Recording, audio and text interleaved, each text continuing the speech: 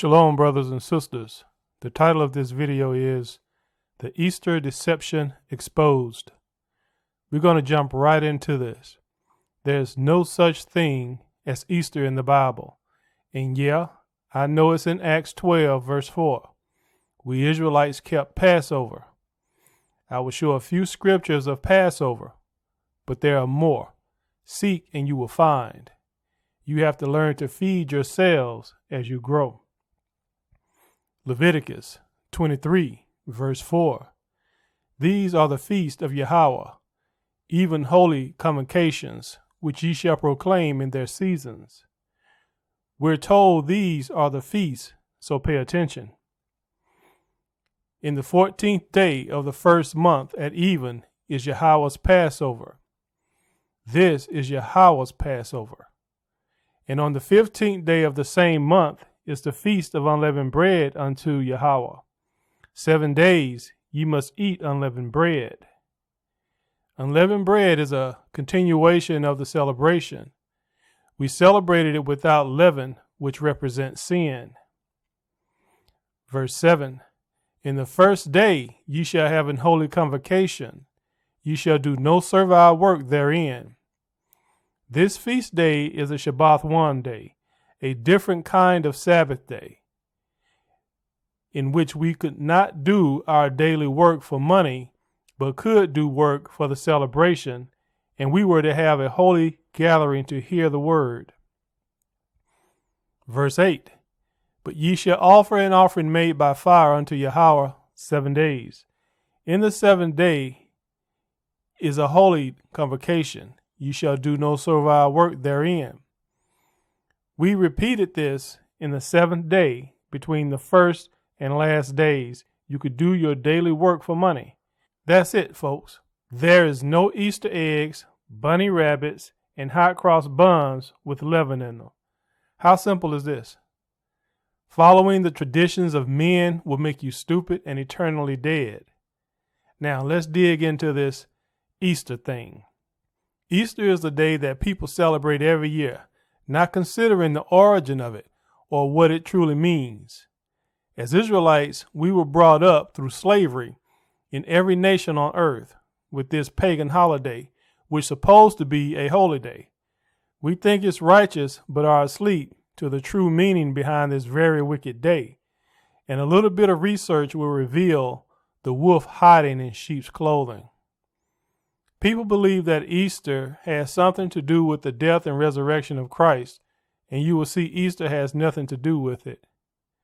You will see that eggs, rabbits, and hot cross buns deal strictly with satanic and pagan worship and not Passover. You have to wake up and see this because you are ignorantly worshiping Satan and wearing a yoke of death around your neck. The image that is always seen of a woman holding a baby is portrayed to be Mary and son Christ. That is what they want the masses to believe, but it's not. It is in fact the image or representation of Semiramis and Nimrod. Satan has been deceiving the whole world since Eve in the garden.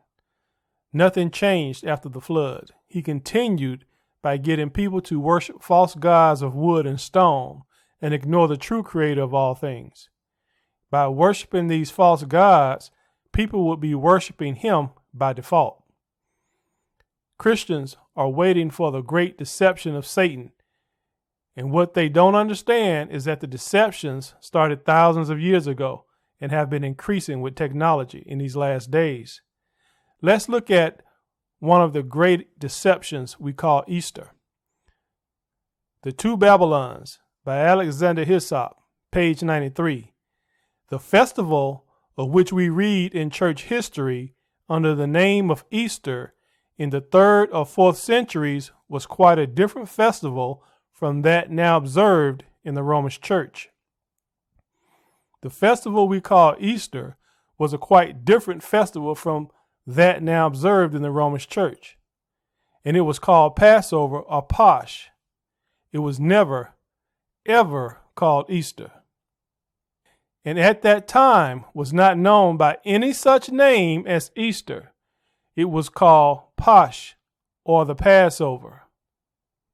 It was called the Passover by the Most High, just like you see in the Bible.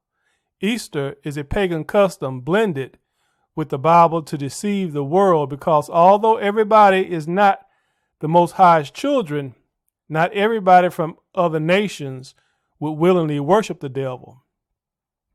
And though not of apostolic institution, was very early observed by many professing Christians in commemoration of the death and resurrection of Christ. During the Passover celebrations in the Bible, you don't hear of any mention of eggs, hot cross buns full of leaven, or fluffy white bunny rabbits. Socrates, the ancient ecclesiastical historian, after a lengthened account of the different ways in which Easter was observed in different countries in his time, i.e., the 5th century, sums up in these words. Socrates, whom the world hold in high regard, did much research concerning Easter. Let's see what he has to show us. Thus, much already laid down may seem a sufficient treatise to prove that the celebration of the Feast of Easter began everywhere more of a custom than by any commandment either of Christ or any apostle. So you see, Socrates found out that the custom of Easter had nothing to do with any commandment of the Most High, Christ, or any apostle. So the things you see people doing concerning Easter are by the commandment of wicked men and women that worship Satan and get power by tricking you into worshiping Satan, thinking you are being righteous. So who do you want to believe? Socrates, who was there in the early years of the Roman Church, or your pork chop eating, shrimp scampi scamming pastor who is trying to take every dollar you have and as a bonus take you to the eternal fire? You have to wake up and see these Christian ministers are playing you. This is all about integrating pagan practices into the mind of Israelites and those that want to follow the ways of the Most High, to deceive you while they worship their false gods and Satan.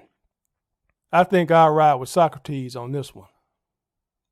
Such is the history of Easter, the popular observances that still attend the period of its celebration amply confirm the testimony of history as to its Babylonian character. You see here that the customs of Easter have Babylonian character. This goes all the way back to Nimrod, shortly after the flood. The hot cross buns of Good Friday and the dyed eggs of Posh or Easter Sunday figured in the Chaldean rites just as they do now. The Chaldeans blended their pagan customs in with Christianity then like they do today. Somebody is saying, why would they do that?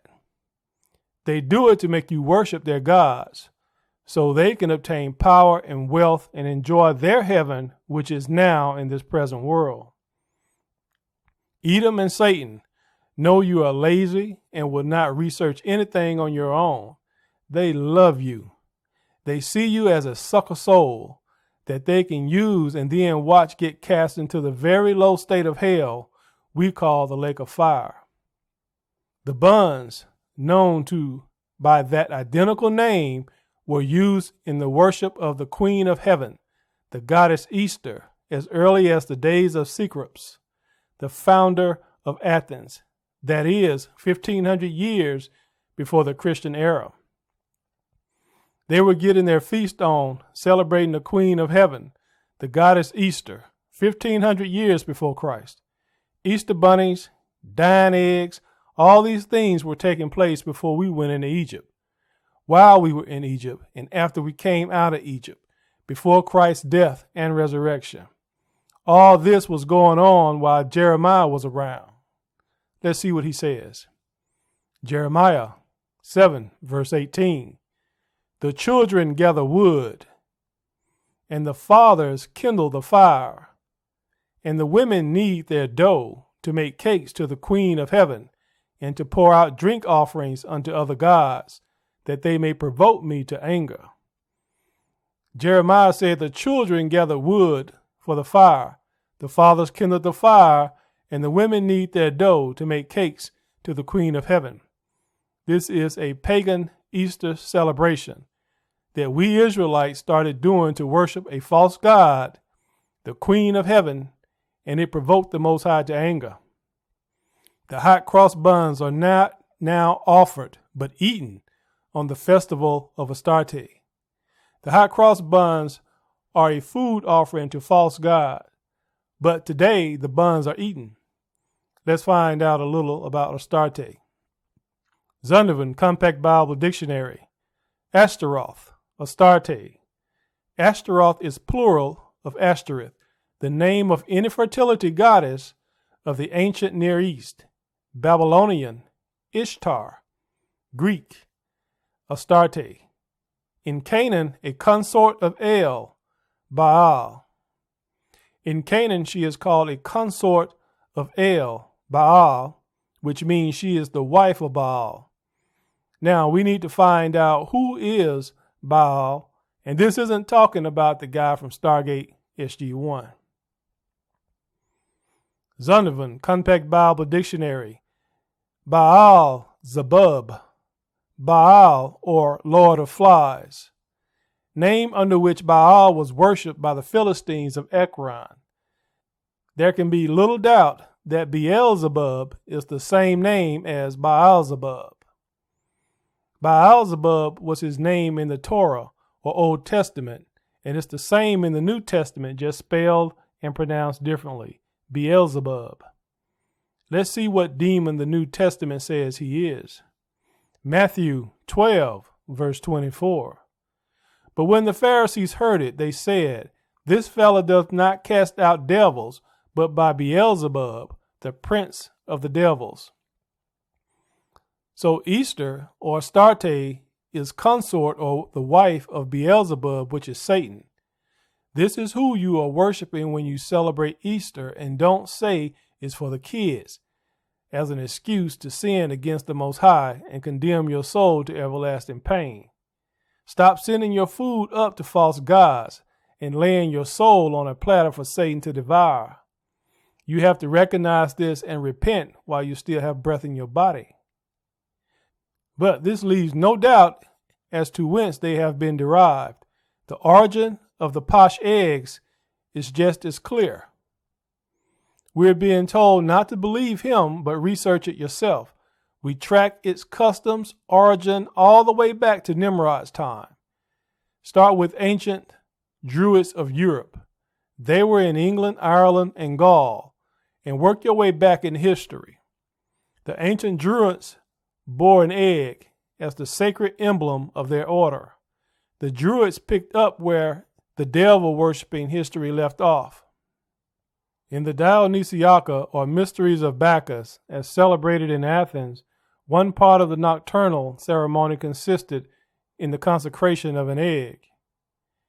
Going back in history, we see the ancient Greeks were dealing with egg worship in their ceremonies.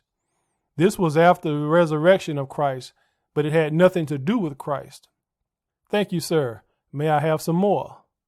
Here you go. The Hindu fables celebrate the Mundan egg as of a golden color. The people of Japan make their sacred egg to have been brazen.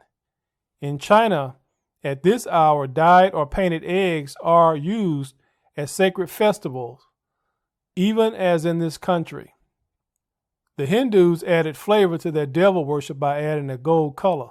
Other nations, such as Japan and China, were doing the egg thing too, and they were and are atheist nations. The nations outside of Israel were all united in their worship of Satan. Then we Israelites followed behind them in disobedience to the Most High, because that's what we do. We follow stupidness away from the Most High. In ancient times, eggs were used in the religious rites of the Egyptians and the Greeks and were hung up for mystic purposes in their temples. From Egypt, these sacred eggs can be distinctly traced to the banks of the Euphrates. What nation was on the banks of the Euphrates? Babylon. These pagan customs came about during Nimrod's time and spread with the people into all the nations after the Tower of Babel. This explains the similarities. These are the same customs, just sweetened up by pretty little bunny rabbits and dressed up eggs of modern day marketing.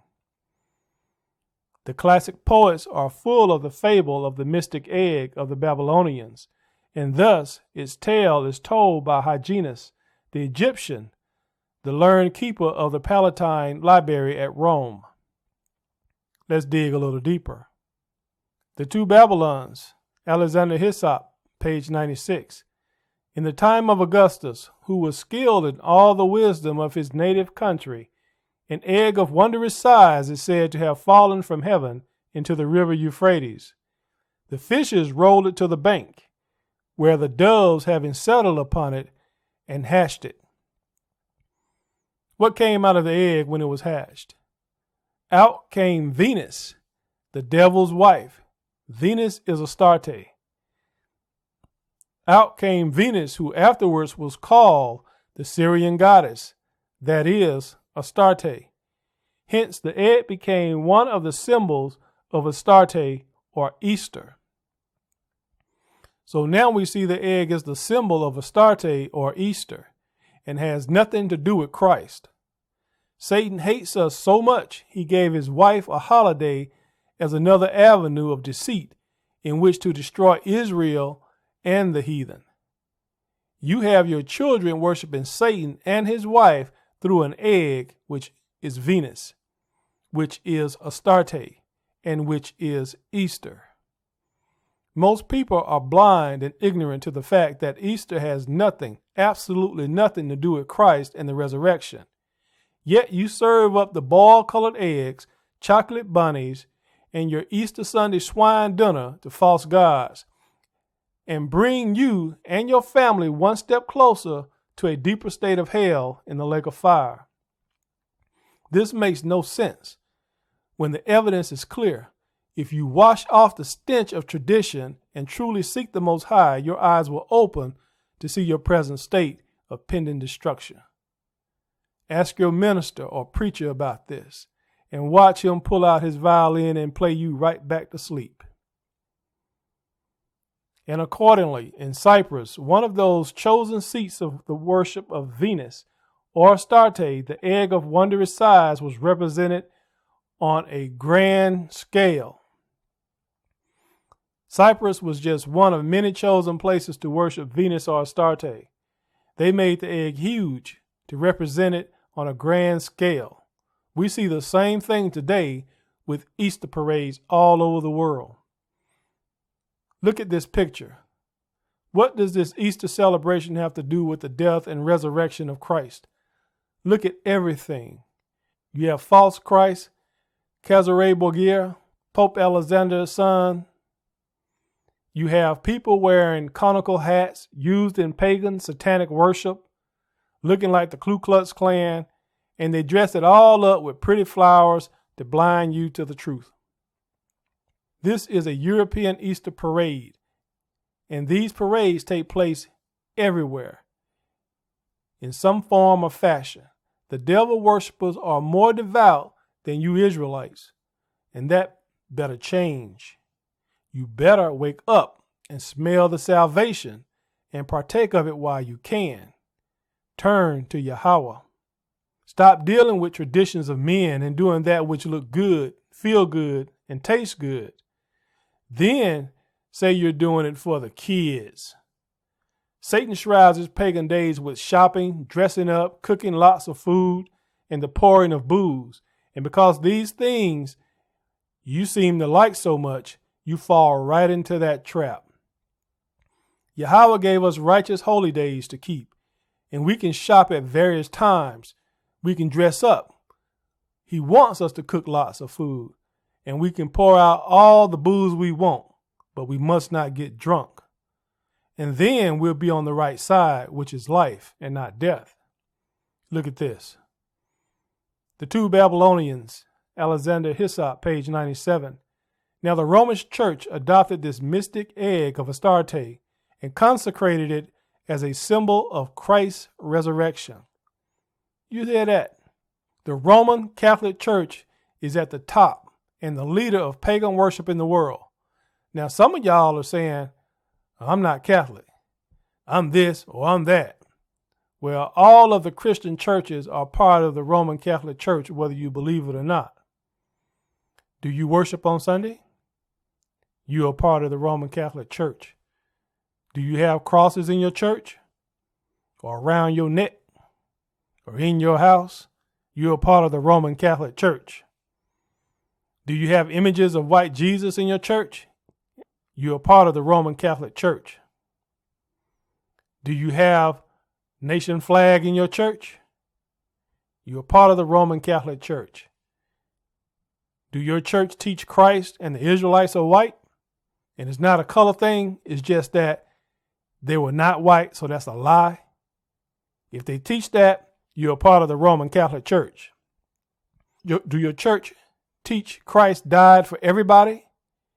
If they do, you're part of the Roman Catholic Church. These are some examples to show you how you are being deceived into believing you are not a part of the Roman Catholic Church. Let's look at the one scripture that uses the word Easter. Acts 12, verse 3. And because he saw it pleased the Jews, he proceeded further to take Peter also. Then were the days of unleavened bread. So unleavened bread was taking place at this time. And when he had apprehended him, he put him in prison and delivered him to the 4 quaternions of soldiers to keep him, intending after Easter to bring him forth to the people. Passover was replaced here with Easter to make people think they're supposed to keep Easter, but you will not find it anywhere in the Bible, in the Old Testament, where the Most High gave us his holy days to keep. Satan changing one word in the Bible would bring many souls to ruin. Look at this. The Two Babylons, Alexander Hislop, page 93. Everyone knows that the name Easter used in our translation of Acts 12:4 refers not to any Christian festival, but to the Jewish Passover. This is one of the few places in our version where the translators show an undue bias. Zondervan Compact Bible Dictionary. Easter, Passover, rendered Easter in Acts 12:4, King James Version, but correctly translated Passover in American Standard Version. The elect of the Most High will not be fooled in these last days, because Yahweh has ordained our awakening to see the truth and glorify him. Wisdom of Solomon 3 verse 9. They that put their trust in him shall understand the truth, and such as be faithful in love shall abide with him, for grace and mercy is to his saints, and he had care for his elect. But the ungodly shall be punished according to their own imaginations, which have neglected the righteous and forsaken the Lord. The Easter deception is all about acting like they are worshiping the Most High, but are really worshiping Satan. They blended their pagan festival Easter right in with Passover, and the sheep of Christ don't even see it. Because sheep walk with their heads down when they chew, feeding on the word of the Most High, and the wicked, haughty goats with their heads up when they chew. Listen, take your eggs and make an omelet, and not an idol to false gods. Brothers and sisters of Israel, you have to make a choice of who you will serve, who you will worship, and who you will obey. The lake of fire is fired up and waiting for the wicked and stubborn and rebellious Israelites and the people of the nations, with VIP flames for Satan and the false prophet. Is your name reserved at the lake of fire resort for flaming hot days and nights of eternal torment and thirst? Your actions and time will tell. I will pray that all Israelites who hear this lesson will repent and seek the Most High Yahweh. The rest, and your eternal rest, is up to you. And with that, I say shalom.